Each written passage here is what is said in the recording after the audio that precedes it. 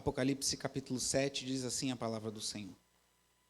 Depois disso, vi 4 anjos em pé nos 4 cantos da terra, segurando os 4 ventos da terra, para que nenhum vento soprasse sobre a terra, nem sobre o mar, nem sobre árvore alguma. Vi outro anjo que subia do nascente do sol, tendo o selo do Deus vivo. Ele gritou com voz bem forte aos 4 anjos, aqueles que tinham recebido o poder para causar dano à terra e ao mar, dizendo: não danifiquem nem a terra, nem o mar, nem as árvores, até marcarmos com um selo a testa dos servos do nosso Deus. Então ouvi o número dos que foram marcados com selo. Eram 144.000 de todas as tribos dos filhos de Israel. Da tribo de Judá foram marcados com selo 12.000. Da tribo de Ruben, 12.000. Da tribo de Gade, 12.000. Da tribo de Azer, 12.000. Da tribo de Naftali, 12.000. Da tribo de Manassés, 12.000. Da tribo de Simeão, 12.000. Da tribo de Levi, 12.000. Da tribo de Issacar, 12.000. Da tribo de Zebulon, 12.000. Da tribo de José, 12.000. Da tribo de Benjamim foram marcados com selo 12.000. Depois destas coisas, vi e eis grande multidão, que ninguém podia contar, de todas as nações, tribos, povos e línguas, em pé diante do trono e diante do Cordeiro, vestidos de vestes brancas, com ramos de palmeira nas mãos, e clamavam com voz forte, dizendo: ao nosso Deus, que está assentado no trono, e ao Cordeiro pertence a salvação.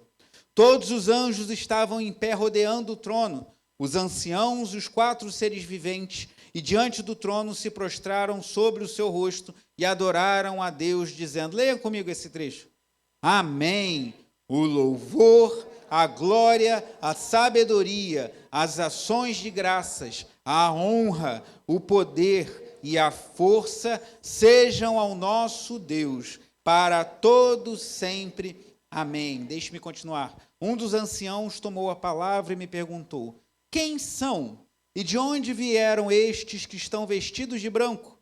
Respondi: o Senhor sabe. Então ele me disse: estes são os que vêm da grande tribulação, que lavaram suas vestes e as alvejaram no sangue do Cordeiro. Por isso estão diante do trono de Deus e o adoram de dia e de noite no seu santuário. E aquele que está sentado no trono estenderá sobre eles o seu tabernáculo. Leia os versículos 16 e 17 comigo, por favor. Jamais terão fome, nunca mais terão sede, não cairá sobre eles o sol, nem qualquer outro calor forte, pois o Cordeiro que está no meio do trono os apacentará e os guiará para as fontes da água da vida, e Deus lhes enxugará dos olhos toda lágrima. Glória a Deus. Vamos orar. Pai amado e Pai bendito, que bendita esperança, Senhor, que aquece o nosso coração, que nos dá ânimo, nos dá alegria, nos dá expectativa, Senhor, em relação ao que viveremos com o Senhor.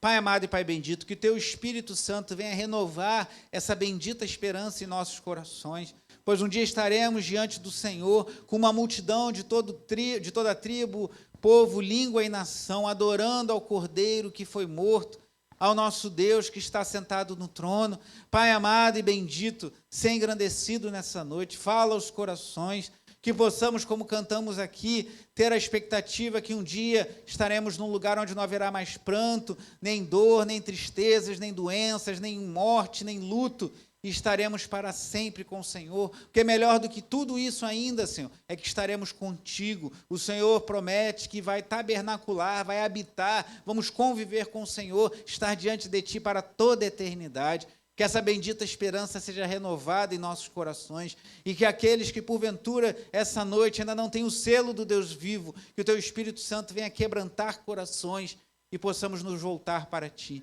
Em nome de Jesus. Amém. E graças a Deus. Quero começar essa mensagem com uma ilustração, com certo cuidado para não parecer que eu estou querendo ser tendencioso e falar de futebol hoje, né? quem ouvir entenda. Mas, depois que o meu time, né, foi tão bem no jogo de ontem, pronto, para vocês entenderem. Mas o carioca, o brasileiro, de forma em geral, é muito ligado em futebol, né? É muito comum você ver pessoas andando pela rua com camisa de futebol, e agora tem até um comércio grande em relação a isso, né? Você vê que todos os times agora, só tem, acho que o Botafogo não tem, pelo menos eu nunca vi, aquelas lojas específicas. Deve ter, talvez lá no Newton Santos, em algum lugar, mas nos shoppings com frequência você vê lojas do Vasco, do Flamengo. Olha, uma vez eu tive que entrar numa loja do Flamengo, irmãos, eu quis dar um presente para o Diácono Alan antes dele ir para Portugal, e eu sei que o Alan gosta muito de futebol, e ele é flamenguista, né, Valquí? Ele é flamenguista de verdade. Eu falei, vou comprar alguma coisa do Flamengo para o Alan, porque eu amo muito esse irmão, ele é muito precioso. E eu entrei naquela loja do Flamengo e fui lá, e na hora de pagar eu puxei minha carteira que tem um chaveiro do Fluminense, eu falei, aceita isso aqui? Ela, sai com isso daqui, a menina quase me bateu, mas... E tem loja do Flusão, lógico, né, do Tricolor das Laranjeiras. Mas por que eu estou falando de futebol? Porque é uma identidade, irmãos. Independente do time que você torce, há uma identidade, as pessoas se sentem ligadas, pertencendo. Né? Hoje eu passei na rua, tinha um homem sentado assim com a camisa do Glorioso, e eu falei assim, 7 abraços, ele ficou feliz, né? Todo feliz, quem ouviu entenda, né? E assim, a gente não conhece, não sabe, mas cria uma identificação, uma identidade que a pessoa está com a mesma blusa do time para o qual você torce. E eu poderia dizer isso, que os irmãos com certeza vivem com os seus times também, aqueles que são mais ligados em futebol. Eu falo assim, brincando, e nem sou tão ligado em futebol assim, a minha esposa sabe muito bem disso, mas cria uma certa identidade, um senso de pertencimento. Às vezes você nunca viu a pessoa na sua vida, mas pelo simples fato dela estar vestindo, trajando a blusa do time para o qual você torce, isso você já vê ali quase um amigo de longa data. Só falta trocar ideia, se abraçarem. Que saudade, nunca viu, mas só porque está com a camisa do seu time, você já fica feliz em vê-lo. Esse senso de pertencimento é natural do ser humano, irmãos. Nós fomos criados para pertencer, não necessariamente a um time de futebol, isso é uma coisa que vai passar, é uma coisa muito recente, né? Você vê, o próprio Fluminense foi fundado em 1902, para a gente, muito tempo, né? Mais de 100 anos, mas isso diante do Senhor, 100 anos, 120 anos, não quer dizer nada. É muito recente, tudo isso vai passar. Mas há um pertencimento maior e mais importante que o livro de Apocalipse, especialmente aqui no capítulo 7, nos mostra em todo ele. Mas aqui é muito marcante, que é um pertencimento a Deus. Times de futebol existem vários. No Rio de Janeiro, os 4 maiores, né, eu já citei aqui, mas existem outros times no estado do Rio de Janeiro, existem outros times no Brasil, existem muitos times fortes, inclusive em São Paulo, em outros países. Mas, em termos espirituais, irmãos, só existem, com várias parênteses, entre muitas aspas, 2 times. Ou pertencemos ao time, ao reino de Deus, ou estamos debaixo do governo de Satanás. Não há terceiro colocado, não há meio termo. Alguns entendem que longe do Senhor estão livres, mas não existe um ser humano livre sequer, irmãos. Todos nós somos servos do Deus Altíssimo ou do príncipe desse mundo. Não existe meio termo. Tolo é o ser humano que acha que tem autonomia, que acha que pode decidir seus caminhos e não se sujeitar a ninguém, porque todos nós estamos sujeitos ou ao nosso Deus que está sentado no trono e ao Cordeiro ou ao príncipe desse mundo, Satanás. Vemos aqui nesse capítulo que basicamente tem 3 imagens, as 2 primeiras relacionadas e a segunda dos glorificados, mostrando que Deus sela aqueles que são seus. Deus coloca a sua marca, Deus identifica aqueles que lhe pertencem. E no final das contas, irmãos, isso é o que mais importa. Eu não vou entrar em detalhes aqui, até porque eu preguei uma longa série de mensagens há uns 2 anos atrás sobre o livro de Apocalipse, estão no nosso YouTube, tem 44 mensagens sobre Apocalipse e outros textos escatológicos, inclusive sobre Apocalipse capítulo 7, e há muitas vertentes, demos também algumas aulas de escatologia na Escola Bíblica Dominical, há muitas vertentes, muitas interpretações, então eu vou focar mais no sentido principal do texto de Apocalipse capítulo 7. O que a gente vê aqui, eu vou dividir em 3, mas dá quase para a gente dividir em 2 partes esse capítulo. Primeiro, o selo das tribos dos filhos de Israel, versículos 1 a 8, e depois a visão de uma grande multidão diante do Senhor, o adorando. E eu digo pode dividir em três, que a primeira parte a gente pode dividir em dois trechos. A aparição de 4 anjos poderosos e depois o selo desses 144 mil. Então, primeira parte, esses 4 anjos. Olha isso, irmãos, o que diz no versículo 1.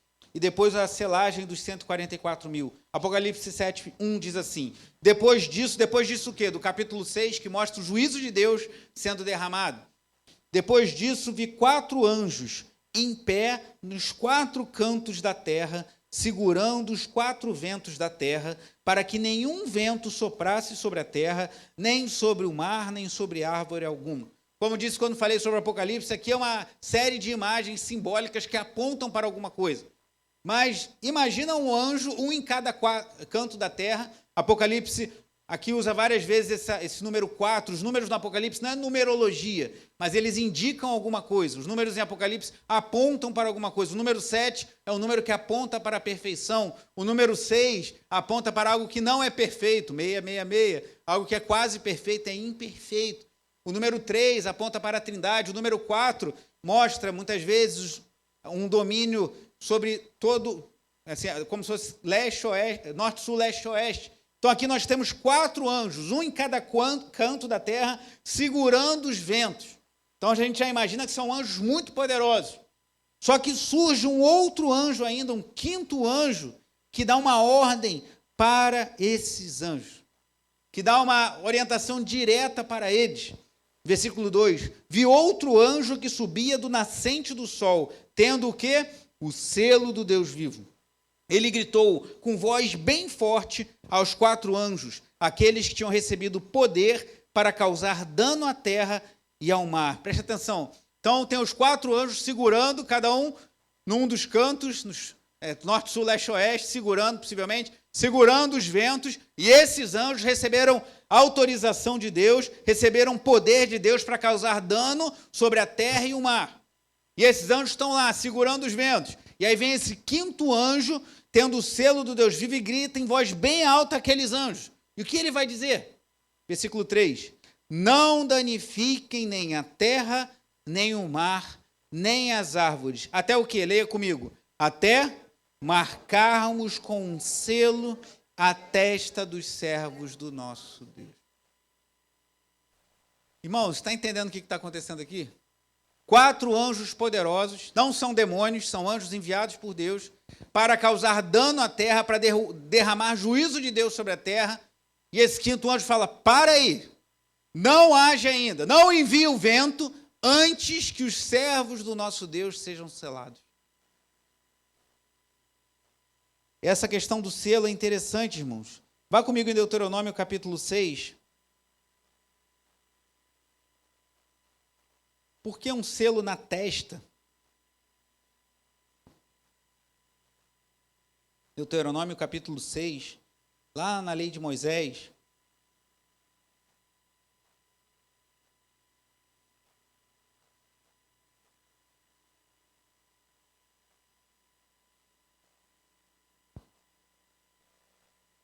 Diz assim, a partir do versículo 4, Deuteronômio 6, 4. Escute, Israel, o Senhor, nosso Deus, é o único Senhor. Portanto, ame o Senhor, seu Deus, de todo o seu coração, de toda a sua alma e com toda a sua força. O texto que é citado por Jesus lá na frente, quando ele fala dos 2 mandamentos. E o outro é ame o teu próximo como a ti mesmo, que não vem de Deuteronômio, mas Levítico 19, 18. Versículo 6. Estas palavras que hoje lhe ordeno estarão no seu coração. Você as inculcará a seus filhos e delas falará quando estiver sentado em sua casa, andando pelo caminho, ao deitar-se e ao levantar-se. Também deverá amarrá-las como o quê? Como sinal na sua mão, e elas lhe serão por frontal entre os olhos, na região da testa. E você escreverá nos umbrais de sua casa e das suas portas. Então, já lá em Deuteronômio, a gente vê que Deus determina que o seu povo deveria ter a palavra do Senhor, as palavras que Deus estava enviando para o seu povo, na sua mão e na sua testa. O que significa, irmãos? Que a palavra de Deus tem que reger tudo que o povo faz à mão e tudo que o povo pensa. Tudo que nós pensamos tem que estar submisso à palavra de Deus. E tudo que nós fazemos tem que estar debaixo da autoridade da palavra de Deus. Então já vemos aqui uma visão um pouco turva, mas já mostrando algo. Agora avance comigo lá para Ezequiel. Livro do profeta Ezequiel, capítulo 9. Já bem lá à frente, no Antigo Testamento.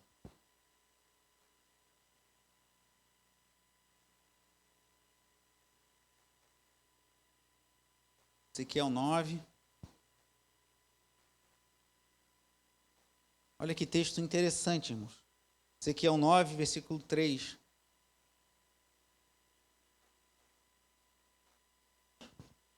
Diz assim, se você não encontrou, apenas ouça. Ezequiel 9, 3 em diante. A glória do Deus de Israel se levantou do querubim sobre o qual estava, indo até a entrada do templo. E o Senhor clamou ao homem vestido de linho, que tinha o estojo de escriba à cintura, e lhe disse, passe pelo meio da cidade, pelo meio de Jerusalém, e marque com o quê? Um sinal à testa de quem? Daqueles que suspiram e gemem por causa de todas as abominações que se cometem no meio dela. Depois ouviu o Senhor dizer aos outros homens, passem pela cidade após ele e matem, que os olhos de vocês não tenham piedade e não poupem ninguém. Matem os velhos, os jovens, as moças, as crianças e as mulheres, até exterminá-los. Mas não se aproximem de ninguém que tiver o sinal da testa. Comecem pelo meu santuário.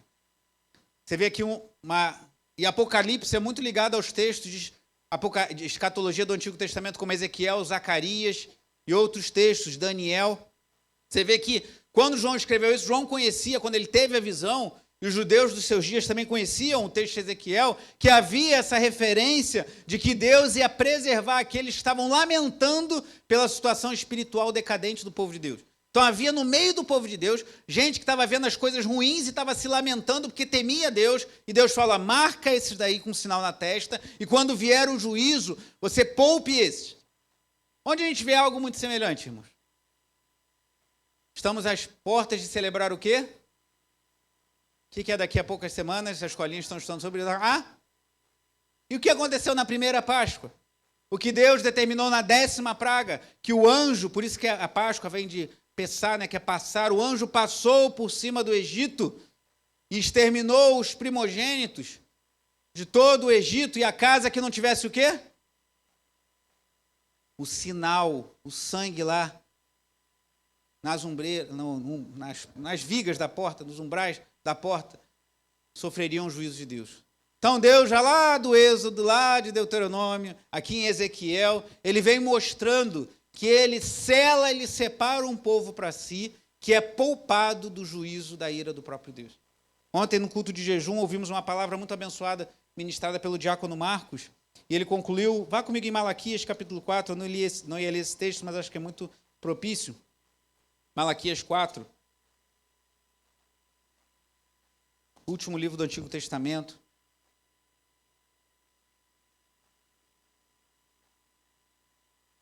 Malaquias 4, versículos 1 e 2.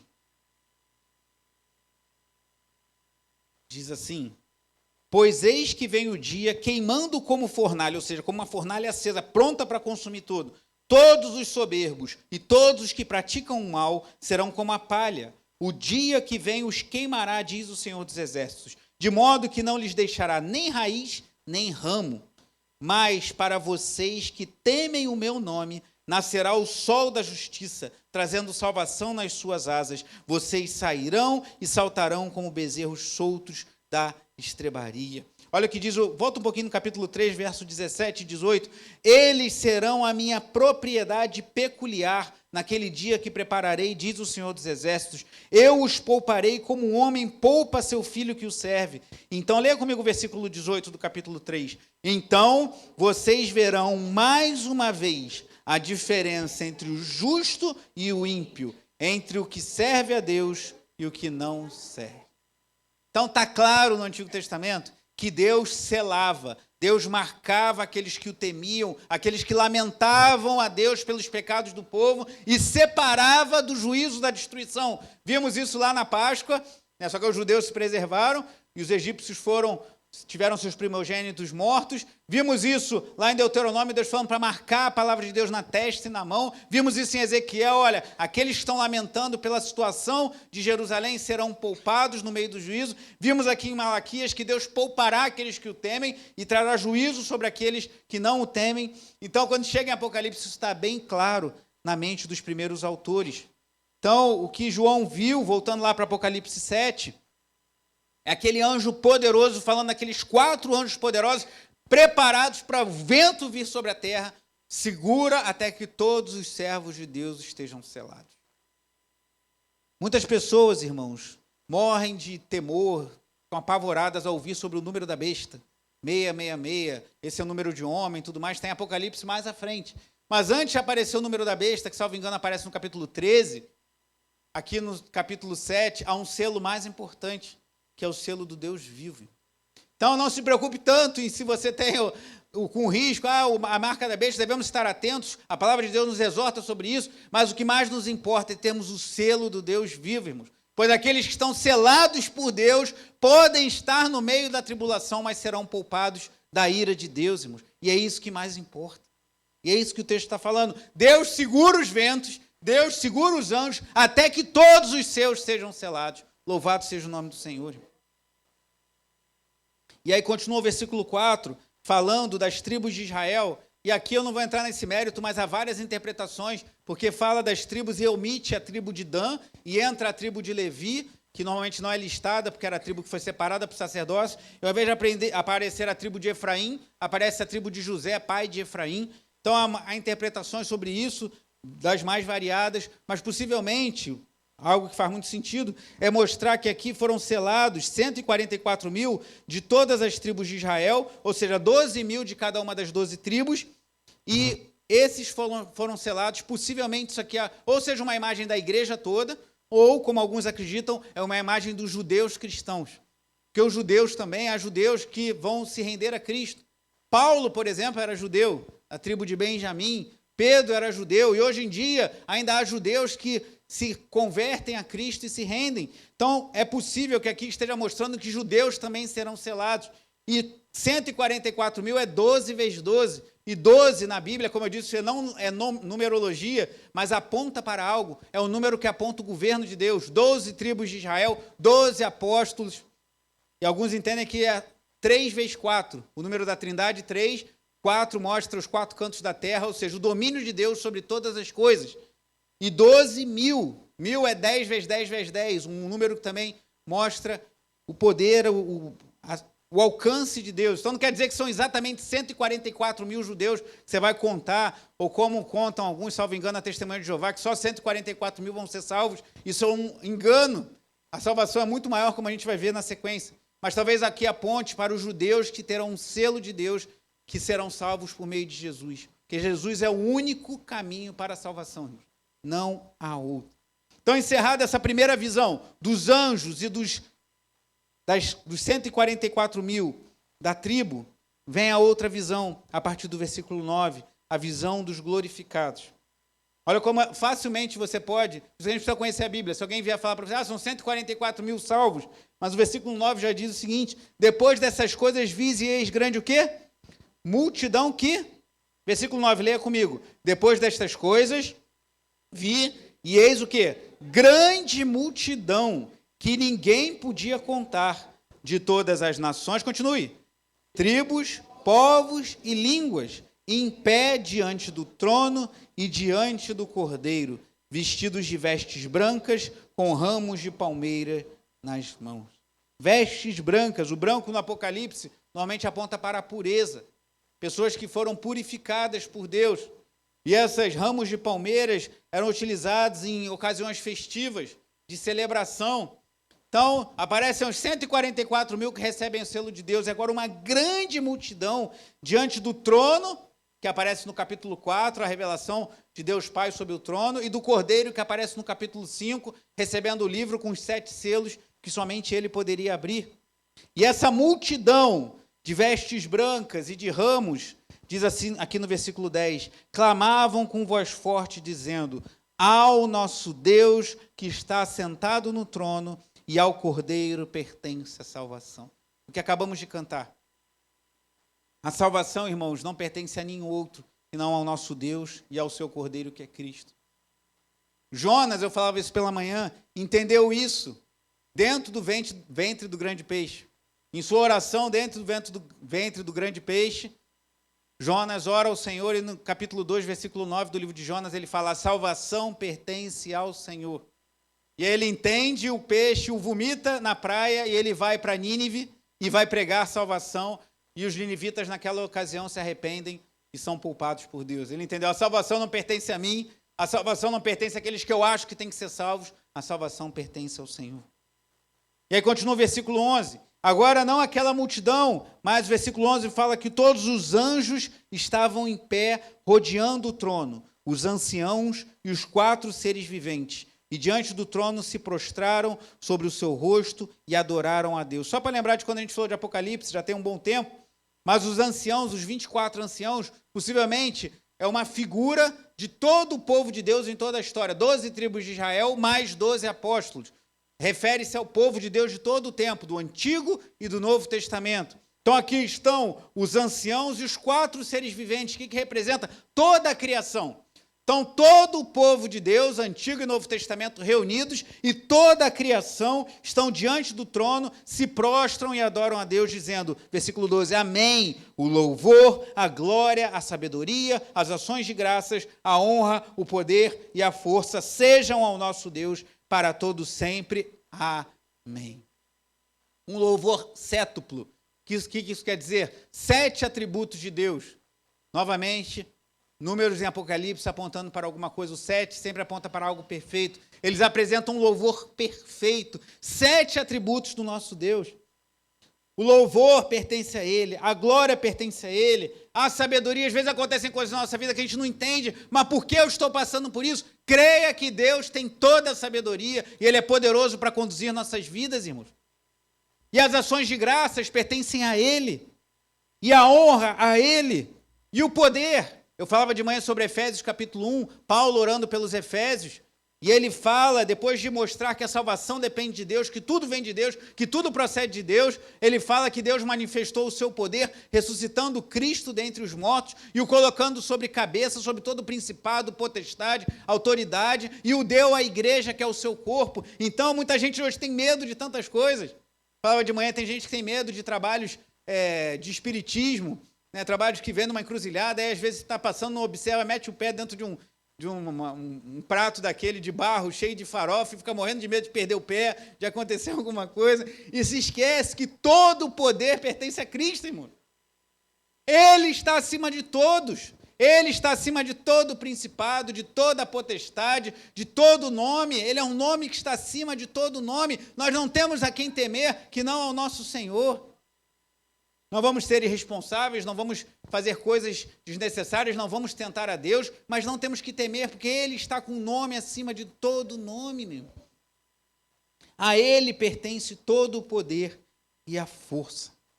Então aquela multidão está diante de Deus, o adorando, reconhecendo que a salvação pertence a Ele e ao Cordeiro, e reconhecendo os 7 atributos de Deus perfeitos que Ele é, assim como cantamos essa noite. E aí acontece um diálogo aqui. Um dos anciãos, versículo 13, tomou a palavra e me perguntou, quem são e de onde vieram estes que estão vestidos de branco? Respondi, o Senhor sabe. Curioso, eu falava de manhã também, que tem muita gente hoje que tem várias revelações e explica um monte de coisa de Apocalipse que às vezes não dá para a gente explicar, e não dá para a gente entender, ou que tem interpretações diferentes. E aqui estamos diante do apóstolo João, aquele que caminhou com Cristo por 3 anos, aquele que reclinava a sua cabeça sobre o peito de Jesus, aquele que viu Jesus operar sinais e milagres, aquele que viu Jesus ser crucificado, aquele que viu Jesus ressurreto, aquele que caminhou ainda com Jesus antes dele subir aos céus, que viu Jesus subindo aos céus, aquele que pregou o evangelho, aquele que agora está exilado na ilha de Patmos, recebendo a revelação do Apocalipse. Esse homem com toda essa bagagem, o ancião pergunta para ele alguma coisa e ele fala assim, o Senhor sabe. Em outras palavras, eu não sei não. E tem muita gente hoje que tem a arrogância de achar que pode entender tudo e sai falando sem humildade, sem entender muitas coisas. Devemos aprender com João, que tem hora que a gente vai chegar para Deus e falar: Senhor, eu não sei de nada, o Senhor sabe. E ele continua. Então o ancião disse a João: estes são os que vêm da grande tribulação, que lavaram suas vestes e as alvejaram no sangue do Cordeiro. Aqui aprendemos que esses que estão de vestes brancas não tiveram as suas vestes alvejadas, não ficaram brancas porque eles eram muito bons, porque eles eram muito justos, ou porque eles fizeram muitas coisas boas, mas porque eles as lavaram no sangue do Cordeiro. Que a salvação é somente pela graça. Devemos buscar ser justos, devemos fazer o que é certo, mas nós só podemos ser salvos por meio da justiça de Cristo. Porque por mais que você se esforce para ser justo, para ser íntegro, para ser uma boa pessoa, para ser uma mulher honesta, íntegra, uma boa esposa, uma boa mãe, um bom marido, um bom pai, um bom trabalhador, um bom servo de Deus, por mais que nós nos esforcemos, nós somos pecadores. Nós somos falhos. E Deus é santo. Santo, santo, santo. Como hoje de manhã cantava o diácono José Paulo um louvor que foi tão abençoador para nós. E no início do culto ele ministrava esse cântico belíssimo. Santo, santo, santo, Deus onipotente. Ele é santo, santo, santo. Então, por mais que eu me esforce, por mais que você se esforce, nós não poderíamos nos aproximar de Deus pelos nossos próprios méritos. Nós precisávamos de um Salvador, nós precisávamos de um mediador, nós precisávamos de alguém que se colocasse entre nós e Deus, e esse alguém é Jesus Cristo. O homem perfeito, o Salvador, o amado de nossa alma, o bendito que entregou-se, derramou todo o seu sangue precioso na cruz do Calvário sem nenhum pecado. Ele recebeu os nossos pecados e a nós foi imputada a sua justiça. Então, esses que estão diante de Deus não são pessoas boazinhas que fizeram por merecer para estar lá. São pecadores como eu e você que se arrependeram dos seus pecados, depositaram sua fé somente em Cristo e tiveram as suas vestes alvejadas pelo sangue do Cordeiro. Irmãos. E aí continua o versículo 15. Por isso estão diante do trono de Deus e o adoram de dia e de noite no seu santuário. E aquele que está sentado no trono estenderá sobre eles o seu tabernáculo. O que significa isso, irmãos? O propósito de Deus sempre foi tabernacular com o seu povo. O que é tabernacular? É viver. Em João capítulo 1, versículo 14, diz que Jesus veio e viveu entre nós, mas a palavra no grego é a palavra para tabernáculo, ele tabernaculou. O propósito de Deus é viver entre o seu povo. Lá no Éden, Deus todos os dias ia encontrar o casal. Houve o pecado, Deus criou meios para estar no meio do seu povo. Quando saíram do Egito e foram caminhando rumo à terra prometida, o arraial do povo de Deus era reunido ao redor do tabernáculo de Moisés. Deus estava ali no meio do seu povo. E aí, ao chegar na terra prometida, foi construído o tabernáculo, foi mantido o tabernáculo, depois o tabernáculo de Davi, o templo de Salomão. Deus sempre no meio do seu povo. E aí vem a revelação perfeita, como está lá em Hebreus capítulo 1, que no passado Deus falou de muitas maneiras, mas agora Deus nos falou por meio do seu Filho, a expressão exata do seu ser. Deus veio em Cristo tabernacular, viver, conviver conosco e nos dar a salvação para um dia nós estarmos para sempre diante dele. Irmãos, isso é o que mais importa nessa vida. Se você vai ter uma carreira brilhante, se você vai ser um profissional destacado na sua área, isso pode acontecer, se acontecer, louvado seja Deus. Se você vai ter mais recursos financeiros ou menos, se você vai ter uma família muito próspera ou não tanto assim, se você vai ter um casamento muito feliz ou vai passar por dificuldades, se você vai ter uma saúde maravilhosa ou vai passar por dificuldades de enfermidade, tudo isso é importante, tem o seu valor, devemos orar por isso, mas o que mais importa é que Deus em Cristo Jesus nos salvou, nos reconciliou consigo mesmo e um dia Ele habitará conosco, estaremos para sempre com Ele. Se você vai ficar rico, se você vai ser famoso, se você vai... eu não sei, mas eu sei de uma coisa, se estamos lavados e remidos pelo sangue do Cordeiro, como estava essa multidão, teremos o que mais importa, estaremos para sempre tabernaculando, habitando com Deus Altíssimo. E é isso que importa. Quando o crente vira essa chave, a gente chora, a gente lamenta, a gente se aborrece, a gente se ira, mas o Espírito ministra aos nossos corações. Calma, você está caminhando para um lugar onde não haverá mais pranto. não haverá mais choro, não haverá mais dor, não haverá mais doença, não haverá mais angústia, não haverá mais problemas. Estaremos para sempre com o Senhor. Porque você é bom, porque você merece, porque você é justo, porque você paga as suas contas, porque você cuida bem da sua esposa e seus filhos, porque você honra o seu marido. Não, porque Cristo morreu por você. Porque Ele se entregou em seu lugar. E alcançou o que nenhum de nós poderia alcançar por nossos próprios méritos. E aí continua a promessa dos versículos 16 e 17. Leia comigo em voz alta esse texto tão lindo. Jamais terão fome, nunca mais terão sede, não cairá sobre eles o sol, nem qualquer outro calor forte, pois o Cordeiro que está no meio do trono os apacentará e os guiará para as fontes da água da vida, e Deus lhes enxugará dos olhos toda lágrima. Esse é o destino daqueles cujas vestes foram alvejadas no sangue do Cordeiro. Esse é o meu destino. Esse é o teu destino, meu irmão, minha irmã. Pode ser que cantemos como cantamos essa noite. Nessa vida passarei por tristezas e dor, esperando ver chegar o grande dia do Senhor. Mas um dia cantaremos também, sem pranto, angústia ou dor, não, sem morte, comigo estás. Lembra que Davi no Salmo 23, conhecemos o Senhor é meu pastor, nada me faltará. O último versículo fala, certamente a bondade e a misericórdia me seguirão todos os dias e habitarei na casa do Senhor para todo sempre. Mas ali no miolo do Salmo 23 tem algo muito importante. Ele fala, ainda que eu ande pelo vale da sombra da morte, não temerei mal algum, porque tu estás comigo. Esse é o ponto. Jesus lá em Mateus 28, quando dá a conhecida como grande comissão, ele fala, portanto, toda a autoridade me foi dada nos céus e na terra. É o que a gente vai ver lá em Apocalipse 5, quando ele recebe o livro selado da mão do Pai. Toda a autoridade me foi dada no céu e na terra, disse o Senhor Jesus, Mateus 28, 18. Aí ele diz, ide, já que toda a autoridade foi dada a ele, portanto, fazei discípulos de todas as nações, batizando-os em nome do Pai, do Filho e do Espírito Santo, e ensinando-os a guardar todas as coisas que vos tenho ensinado, para que chegasse nesse dia. Então a gente prega a homens e mulheres de toda sorte de nações, tribos e línguas, para que num dia eles estejam aqui no que vemos em Apocalipse 7. Mas não para por aí, no versículo 20 de Mateus 28, Jesus fala assim, e eis que estarei convosco todos os dias até a consumação dos séculos. Deus tabernaculando com o seu povo. Não temerei mal algum, salmista Davi no Salmo 23, que tu estás comigo.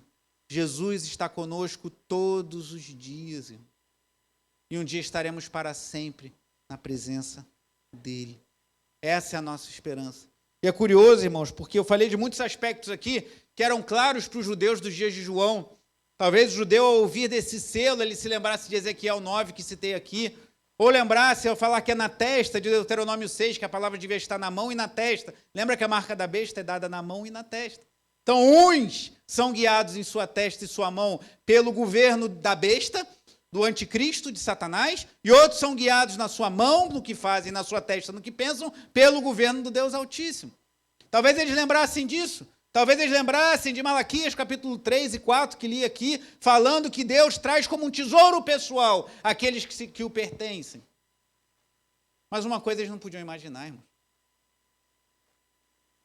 O evangelho estava restrito à Palestina.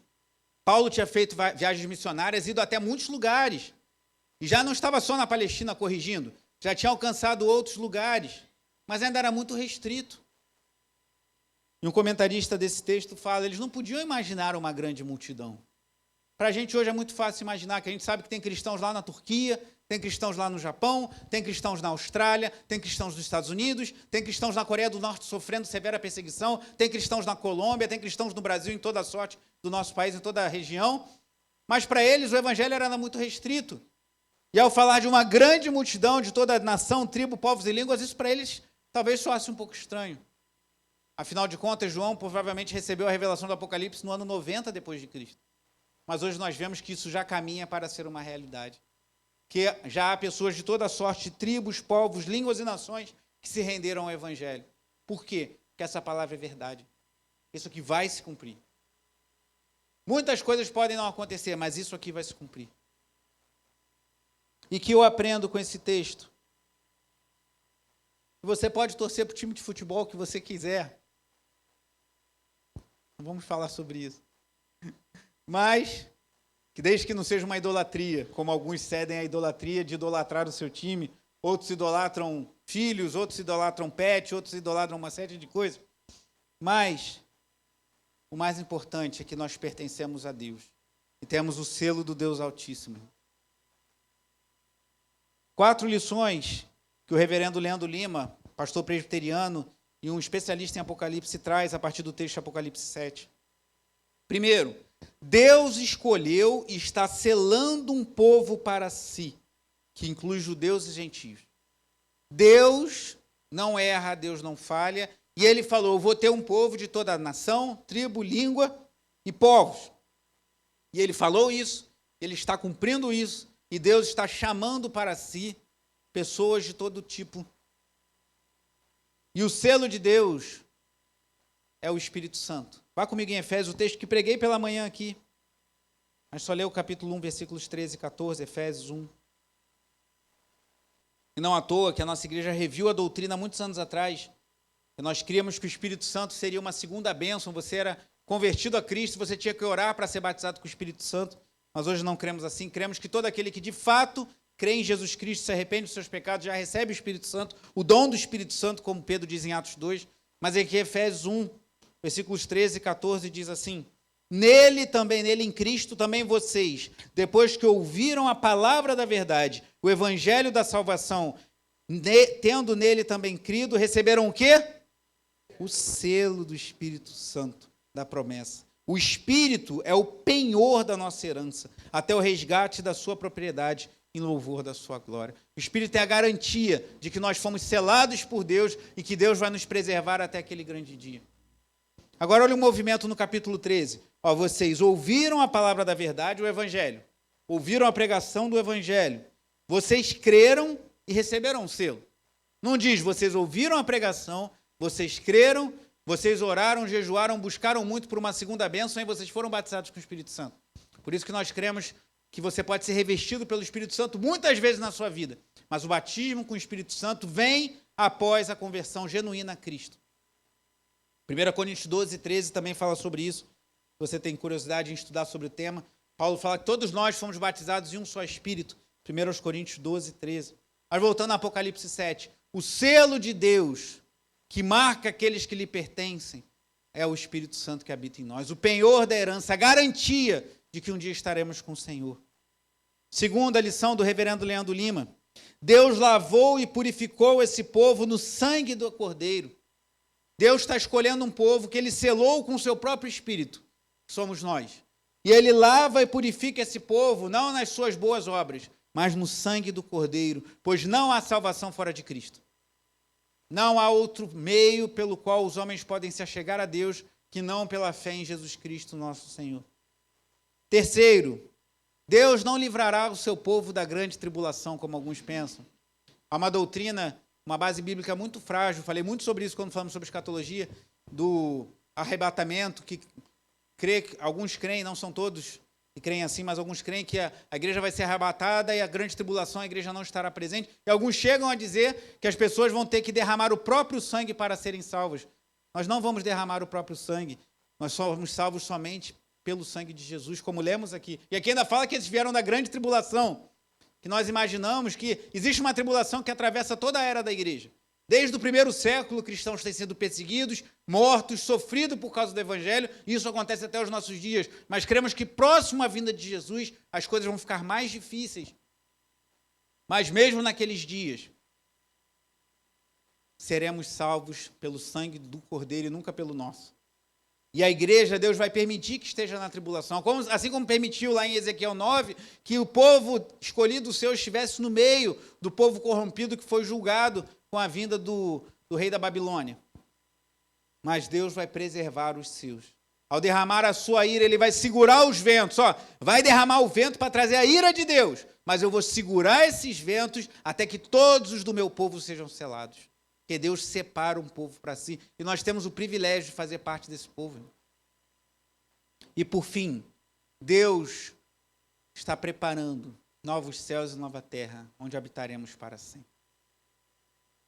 Sem pranto, sem choro, sem dor, sem morte, sem luta, sem luto, sem enfermidade, sem fome, sem sede, ou seja, sem escassez. Esse é o nosso futuro, irmão. Isso precisa guiar o nosso presente. Ao pensarmos para onde nós estamos indo, nós temos que viver conforme pessoas que estão indo para lá, e não conforme pessoas que estão apenas esperando viver coisas nessa vida. Então, primeira coisa, Deus escolheu um povo para si, está selando esse povo com seu espírito. Deus lavou e purificou esse povo no sangue do Cordeiro, não há salvação fora de Cristo. Deus não livrará o povo da grande tribulação, mas Ele vai segurar os ventos para preservar os seus, mesmo que seja em meio à tribulação. E por fim, Deus está preparando o lugar, e nós estaremos para sempre na presença dEle. E como eu disse aqui no louvor, mais importante do que não ter fome, do que não ter sede, do que não ter escassez de nada, do que não ter doença, do que não ter luto, do que não ter luta, não ter enfermidade, não ter angústia, não ter sofrimento. Mais importante do que tudo isso é que nós estaremos diante de Deus, do Deus que nos criou para Ele mesmo, do Deus cuja glória revela a nós em Cristo, seu Filho, e cujo propósito, como eu falava de manhã, Paulo orando aos Efésios, ele fala que eles pudessem receber espírito de sabedoria e revelação no pleno conhecimento de Deus, pois esse é o propósito para o qual fomos criados, irmãos. Conhecermos e vivermos para a glória do nosso Deus. Então, você pertence a alguma agremiação futebolística, algum time de futebol, ou você, que as pessoas falam assim, é engraçado quando um time ganha, né? As pessoas não falam assim, meu time ganhou, falam assim, a gente ganhou. O senso de pertencimento é tão forte, falam assim, viu que a gente ganhou ontem? Viu que a gente ganhou o campeonato? Viu que a gente está arrebentando? Tamanho é o senso de pertencimento quando falamos de futebol. Mas tudo vai passar.